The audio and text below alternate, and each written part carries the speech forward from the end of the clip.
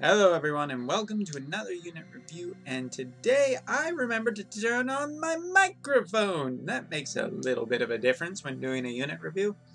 Go ahead, laugh. It's okay, I'm already over it. So today we are going to be talking about CG Ignacio, a unit that when I first saw his kit I was like, And then I got him and I was like, oh. And now that I've had some more time with him, I'm like, ooh. Oh yes, this guy, I have to admit, might even change my mind about where finishers have a role in this game. It turns out this guy's pretty damn good. But really quickly, just want to show off his animations because they're pretty damn cool looking at a 7-star. And of course, we have the ever cool CG Limit Burst, which will hopefully run properly.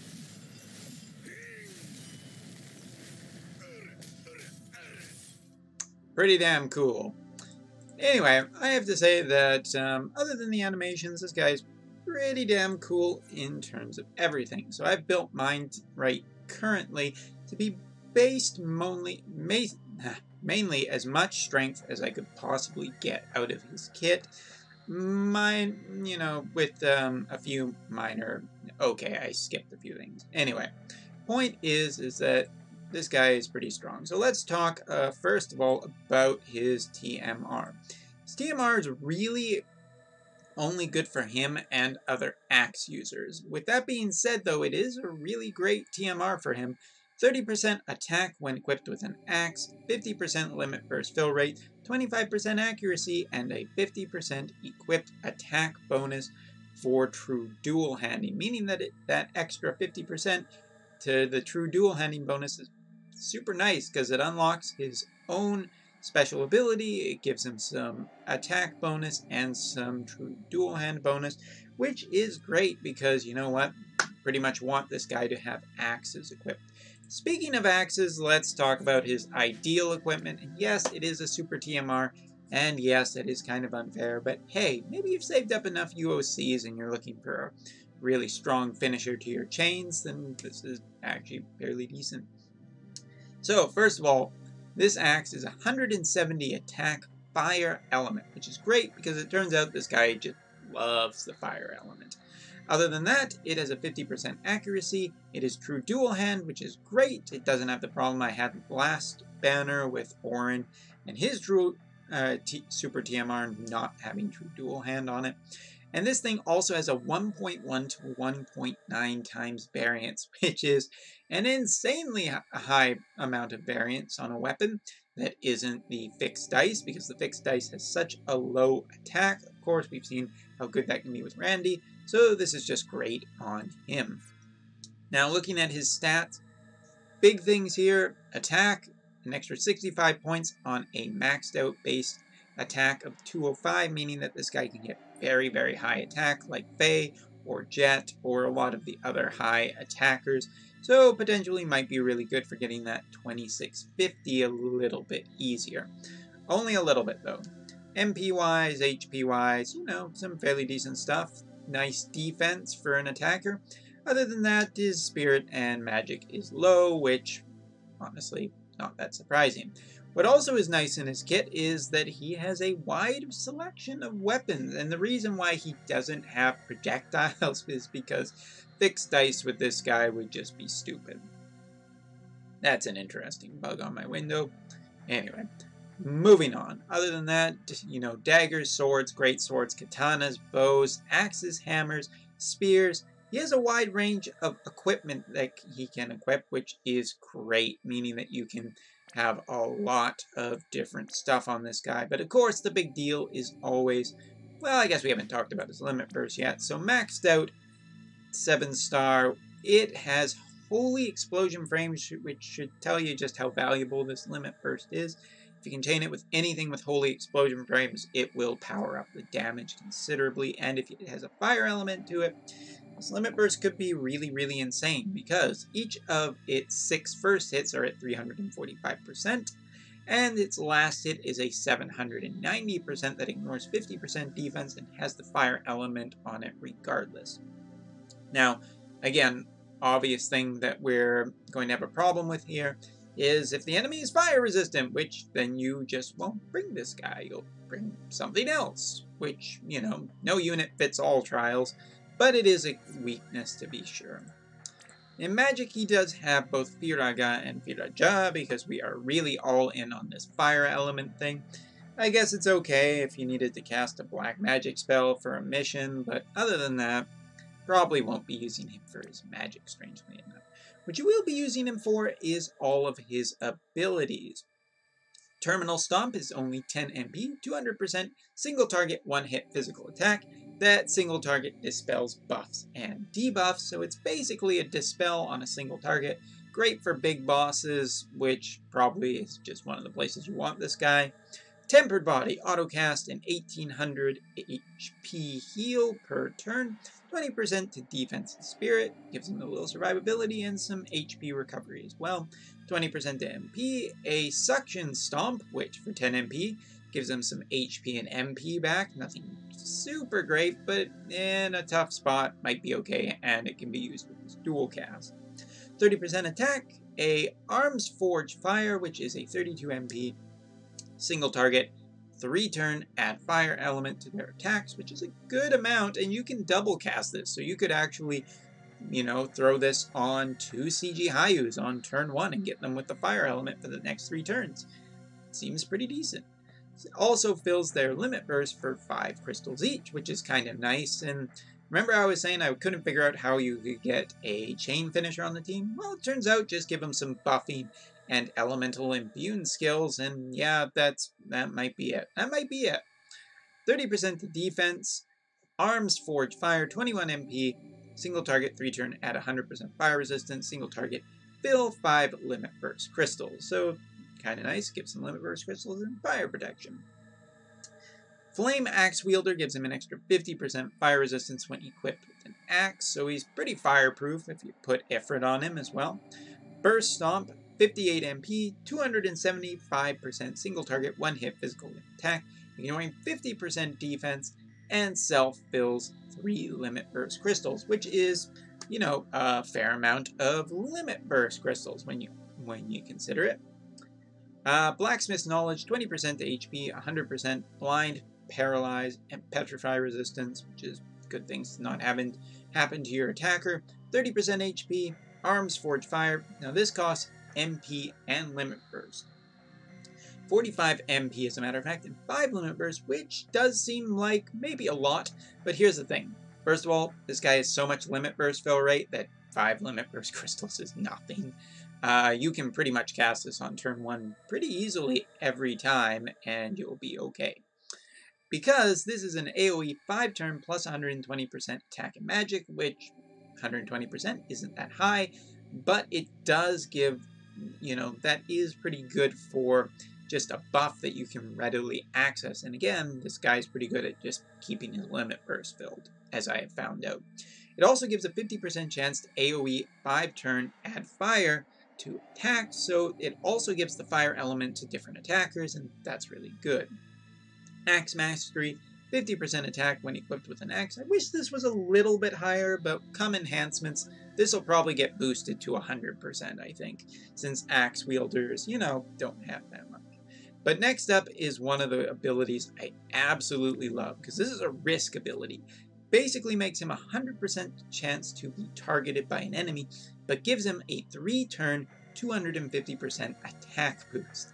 If you consider how high this guy's attack is, this is a lot of extra attack power, and if the enemy can't kill him, the enemy is in for a painful next turn. And we'll talk about that in a second. Armor Forge Fire Defense, 36 MP, 5 limit burst crystals, AoE 5-turn, plus 120% to defense and spirit, AoE 5-turn, plus 100% fire resistance. The fire resistance is nice, but really that defense and spirit, just a good general all-around buff for somebody who's going to be hitting the face a lot. Auto Refresh, 5% MP per turn, 20% to attack, HP, and MP, which is all nice. Then we get into Crush Stomp. This ability is amazing. 250% single target, 1 hit physical attack, ignoring 50% defense, so it's considerably stronger. And its single target 3-turn minus is 75% fire resistance, which is a pretty decent fire resistance. This also may get enhanced in the future to have just 100% fire resistance. I'm already starting to think about how you would enhance this guy. And it sounds pretty exciting, I gotta be honest. Next up is his dual cast abilities, Double Stomp and Double Forge. Now, Double Forge allows him to use any of his Forge abilities twice, Double Stomp allows him to use any of his Stomp abilities twice, which can include Dispelling, or doing high damaging, or even using one of his cooldown abilities, which now we get into his 7-star. So equipping his TMR, which why would you not? 25% accuracy plus 100% attack when true dual handing. So with his own TMR, it's basically 150% true dual hand, which is pretty damn good. Auto use. Now on turn 1, he has the ability to triple cast any of his abilities, but you can only choose any of the abilities once. This allows for a very strong opening turn, and some people have criticized saying that, well, you have a strong opening turn, afterwards he's never strong again. That's 100% inaccurate, but I guess we can talk about it and show it off in a minute. Because next up is Critical Stomp. A critical hit, 500% single target, 1-hit physical attack. Very strong, and if you hit the critical, you'll be doing a massive amount of damage. It's domination and damage combined. Next up is his first cooldown ability, and really just one of the best things in his kit, Full Burst Stomp. 75 MP, available turn 2, 1 turn cooldown, 525% single target, 1-hit physical attack, ignoring 50% defense. So basically, you know, over 1,000% seems really, really strong, which is absolutely true. And usable every 2 turns means that you could buff, then attack, buff, then attack, buff, then attack, in a nice little pattern. You know, Integer's worst nightmare, or whatever that boss is called. The beast one who sleeps every couple of turns. From there, that ability does, as well, fill his own limit burst 10 crystals, which is great, and self 2-turn adds fire to his attack, so if you have an axe that isn't fire, you can still give him the fire element, which is his specialty. Masterpiece Forge, 99 MP, available turn 1, 4-turn cooldown, 3-turn, 200% limit burst fill rate for the party, and an AoE fill 10 limit burst crystals, which is just a strong opening when you're triple casting on turn 1. Use this, give a lot of limit burst. I think this guy will be part of some amazing OTKs. Not that I've seen any of those on turn 1 or done a video about it.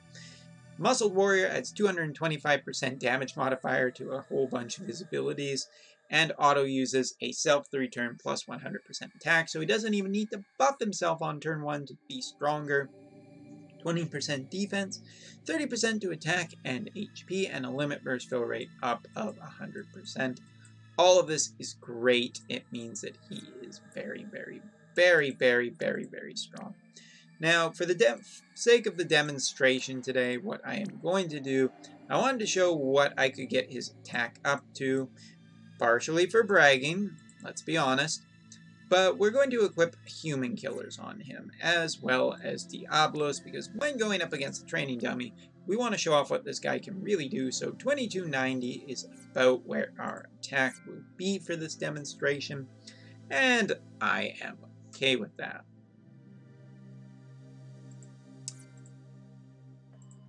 So as I was saying, a strong part of his opening ability is just to give a limit burst up rate, which is super, super, super, super nice.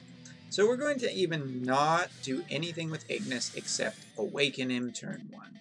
So as you can see, you have the triple cast available from turn 1, so we can do that. We can debuff for the fire element, which seems pretty good. We can give just an AoE limit burst fill rate and some limit burst crystals to the party, which is great because our Runeras will help fill the rest. And from there, let's show off this ability. Why not? So other than that, we are not going to be doing anything else. We're just going to put Runera into defense. This is with no buffs whatsoever. So hit.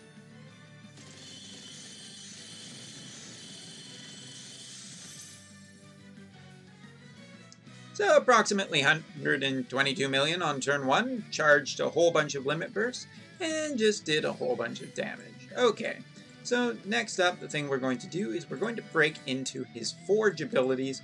More importantly, we're going to be using his 45 MP one that gives the fire element, because if you haven't figured out, we're going to be chaining with Runera's here. Other than that, we're going to be using Ignis here to give a 150% boost to the party, which will be, actually, we might hold off on that for, I guess it depends if my luck is any good here.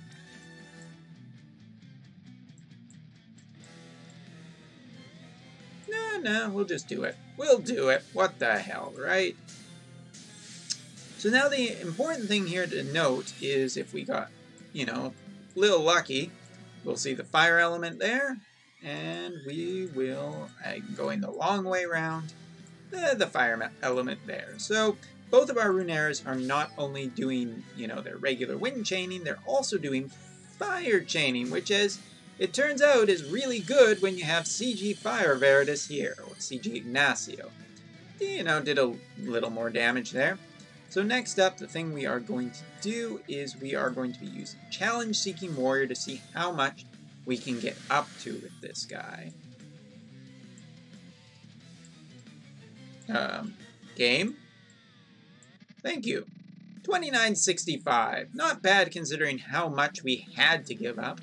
Now, the other reason we brought Ignis is because his maxed out limit burst will basically debuff the enemy for, you know, a hell of a lot of fire resistance, which is just great because Runeras are now totally taking advantage of that. Whoops. Wanted to adjust that so it was slightly less farther away. Alright, so now we put both of our Runeras. Oh, his limit burst is charged again. Awesome! So, now we have debuffed for fire element. We are going to use his 2 strongest attacks because the thing I have heard is, you know, he loses triple cast. He can never triple cast again. Turns out it doesn't really matter.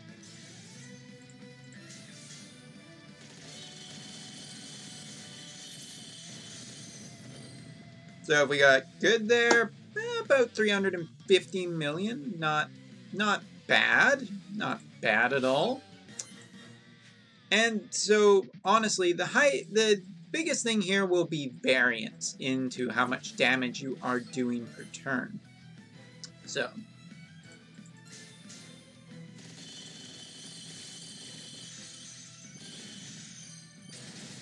I was a little bad on the chaining there, but it's still a decent amount of damage. We'll give it one more shot, because so far, I approximately hit about 406... Oh, okay, that's a record. That's a record. Off of one hit, we got...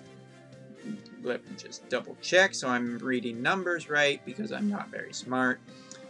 So, 262,365,760 from one hit.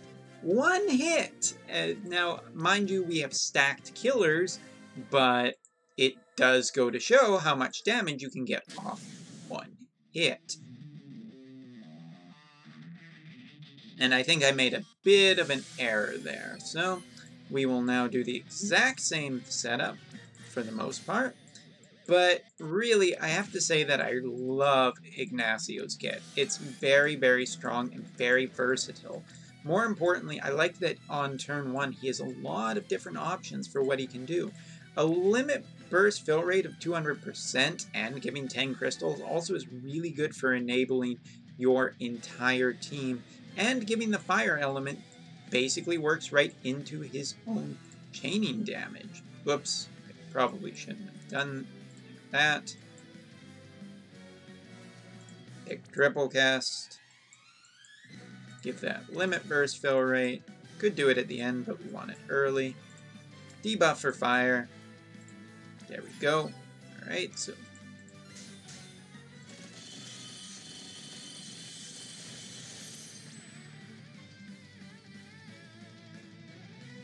Not bad. Not great yet. Our girl here is ready to go.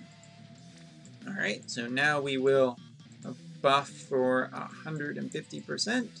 We will make sure that we are MP regenning, just so we can keep showing off cool things. We will be using double forge here to make sure that the only reason that we're double forging is because I don't really want to risk it. I would preferably like to just see the fire element. Let's go the short way. Ah, see? So this is the problem. When we do this and we don't get a fire element on it, that is when it can feel kind of bad. But RNG is RNG. You're always going to have a bit of a drawback. 26 million is fine. So, we will throw the fire element here since we have an extra turn. We will use Challenge Seeking Warrior because it's cool. And we'll just Elemental Chain, get that nice fire buff going. 25 million. Alright, so now we're ready for our fun turn. And this time we'll be using this, we'll use this one first. Here's hoping for a whole lot of damage. So, debuff for the fire element. Get the chain going.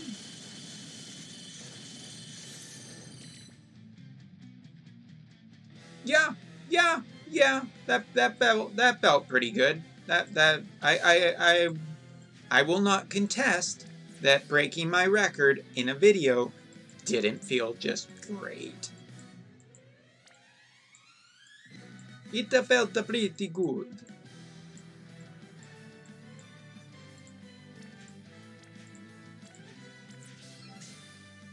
Now, obviously, the limit burst chaining is a little bit difficult, but you can still get approximately 123 million for him only being at, you know, a limit burst level 11. So, there you go. Didn't break our one-hit total record, but we did break 500 million points of damage with only 4 units. And a fairly decent setup. And that's the thing. This is the thing I absolutely love about this guy. He feels powerful. When I made that video the other day of just OTKing Shiva, that feels great. That feels absolutely incredible. But I have to say that, heck, even doing the amount of damage that I have done on the training dummy feels amazing too. This is an incredibly strong unit, just a fantastic amount of power. And for anyone who said, hey, you'll never be able to do as much damage as you did on that turn 1 when you triple cast, yeah, triple casting this would be able to hit even insaner amounts of damage. But I can't complain with the results, and this can be pretty much every 2 turns. He can keep the fire element on the party. He can keep the party buffed, and use, you know, other buffs and give himself buffs, and then just continually smash the enemy very, very powerfully with any amount of fire chaining on himself. The biggest thing that he will have problems with, any trial where the enemy is just fire immune. But if you can debuff the fire element, and the one thing I have found is that he works tremendously great with Ellie, who can also do 100% fire debuff, as it turns out. So there is a lot of synergy out there, and in terms of weapon selection, spears are a decent option for him. Being able to have Nalinaru's Thunder Spear, or the Holy Element Spear, Mercedes Water Axe, or the Thunder Axe off of the 3-star base TMR. Or I believe there might be a true dual hand axe from one of the Mama Chocobos who I think has Beast Killer on it too. point is that there's, I think, a lot of great options with this guy. And I think he's being underlooked by the community because everyone's like, well, you need his super TMR to really get a lot out of him. And I could say the same thing for Orin. Orin does need his super TMR to get a lot out of him.